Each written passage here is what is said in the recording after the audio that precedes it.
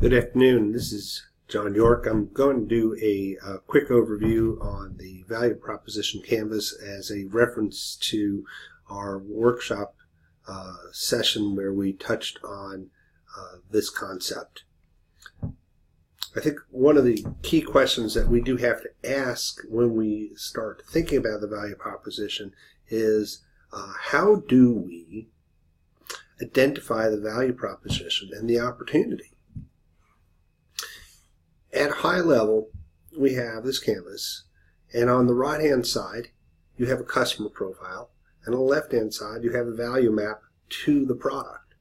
And we're going to get into a little bit more detail, but this is a great little summary slide in terms of really the key aspects of what a customer is requiring and what you need to be thinking about in addressing those customer requirements and ultimately in your products and services.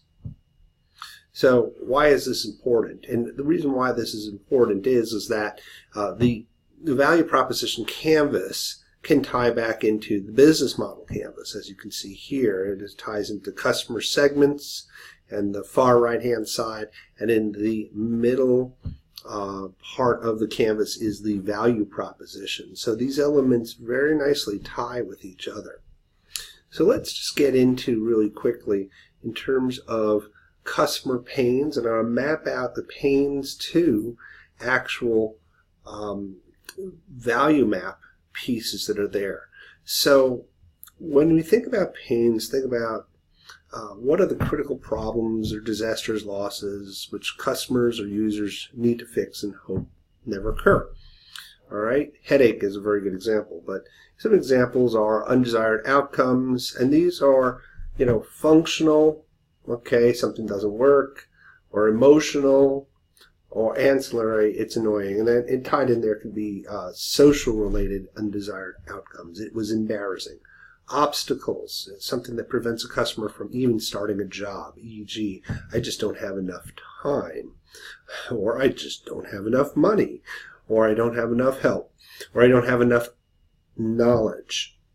And then third example is risks. What could go wrong and have negative consequences? So tied to that are what we call pain relievers. And the key thing I want to underscore here, because a lot of folks don't get this right, is on that left-hand side, on the product side or the service side, is we're going to think about verbs or action verbs, how your product or service alleviates that pain.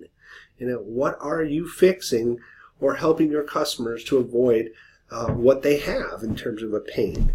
And some examples are to create savings, to increase efficiency, to make the customer feel better, to reduce risks, to eliminate barriers, to eliminate worry and stress, or to wipe out fear or self-consciousness. So those are some things to think about from an action-oriented standpoint.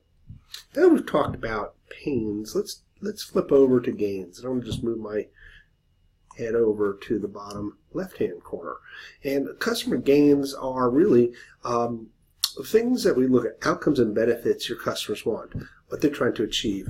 I contrast the aspirin with the vitamin as an example. But examples of gains are required gains, the most basic thing that we may need, expected basic things we expect, desired gains, gains we would love to have. Okay, we call these surprises. And these are things, if you've heard of the Kano map, are the just delightful experiences such as maybe free room upgrade, that would be. And customers can come up with these. And then unexpected gains, which is these exceed the customer desires that are there. And, sometimes it may be that someone has provided a additional service at no charge, okay, or that the product has not only improved your life functionally, but it's gone further to elevate your social status. So, just think about these things in terms of things. And I'll use an example what my students use on a quiz.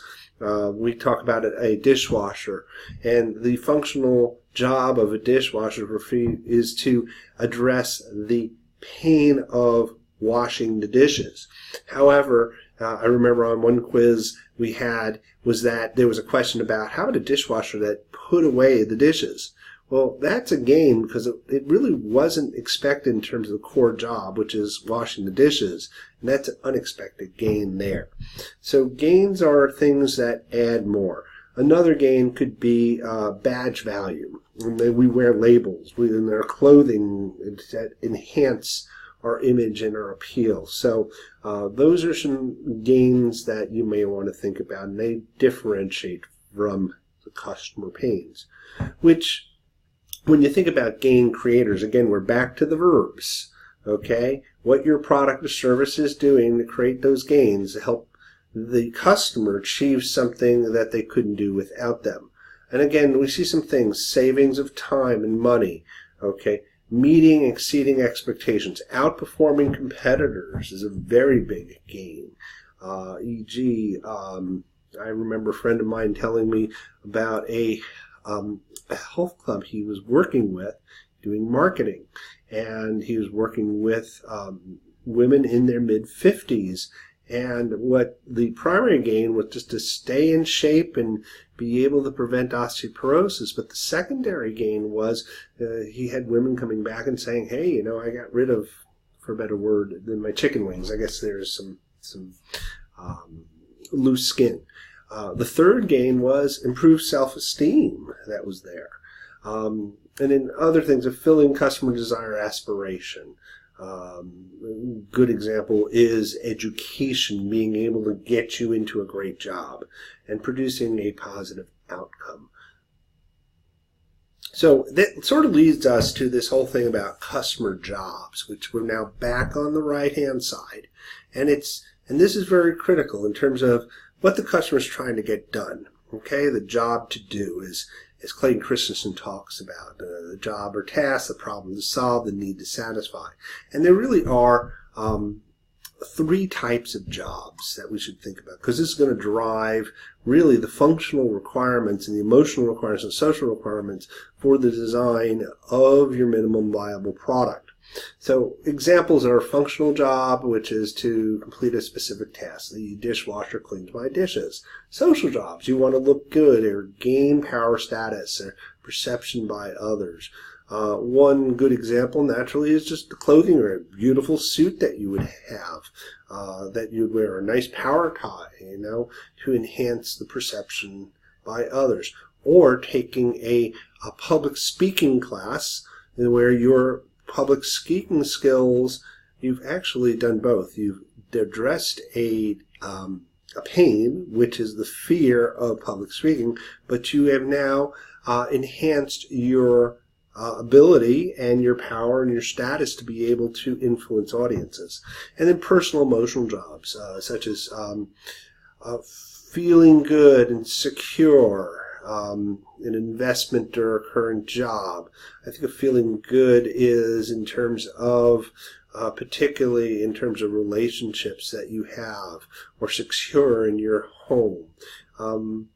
Insurance helps us feel secure, for instance, and that's the job that it does in providing peace of mind.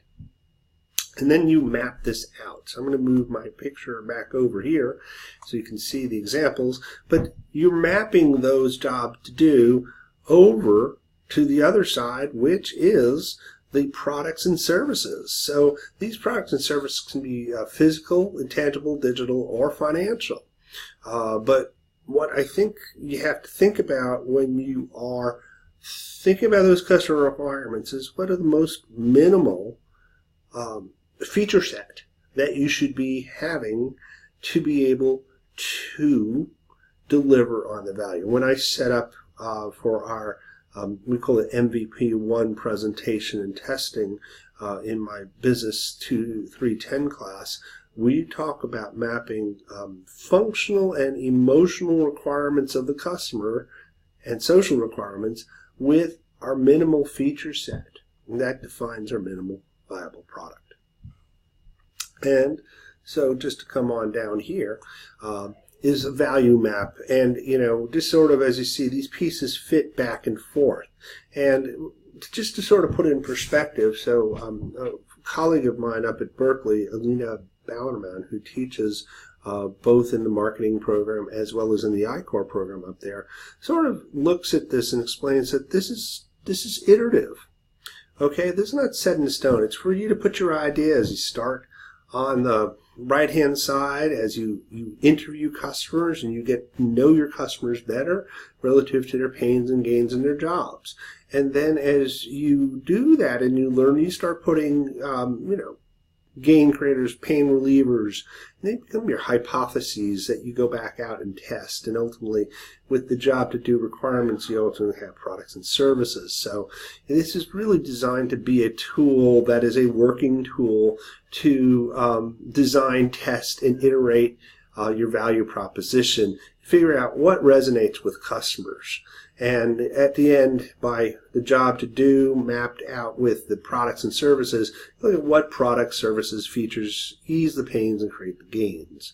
And ultimately, the value proposition targets customer jobs, pains, and gains extremely well. That's really good value propositions. They do it well. But you've tested it and you've found that you have traction. And unfortunately, that's not the focus on this course, but in future courses, what we will do is we'll do some testing of our hypothesis of our minimum viable product. And our value map highlights which one you will tend to focus on. So, an outstanding value proposition still can fail, okay? And the reason why is if you have a business model that is flawed, and I'll talk a little bit more about a business model in a little bit. And I just want to close off with just here's an example that we just did over the summertime, just to give you some perspective. So this was relative to a value proposition map that we did for CVS Pharmacy, and in particular their digital program. And as you can see, what we did was we found that there were a lot of different issues that we found that were gains in terms of health and confidence and convenience that customers want to have relative to their health care in CVS. But some of the pains that that resonated a whole lot related to waiting time, inconvenience, prior authorization, multiple meds, product availability. And some of these pains were big enough that a competitor called PillPack was able to enter into the market. So based on these pains and gains, we were able to really define out what the job to do that this pharmacy, which is a pharmacy service and actually a healthcare organization, should be morphing into, and that the digital side of the business should be focusing on, and in the design of their products. So we're talking about their interface on the phone and other digital products, such as maybe some dispensing functions or things that are in the pharmacy that we have defined some jobs to do. Meds on time, they're organized, I can get healthcare information, address other healthcare needs since CVS is moving towards being a health, and it's personalized. And so in essence is that what we started doing was to define out various features. Anyway, this is sort of a quick look at the VPC. It's about a little under 14 minutes, but hopefully it'll give you some additional perspective to help you map yours. We look forward to your insights during the next workshop session.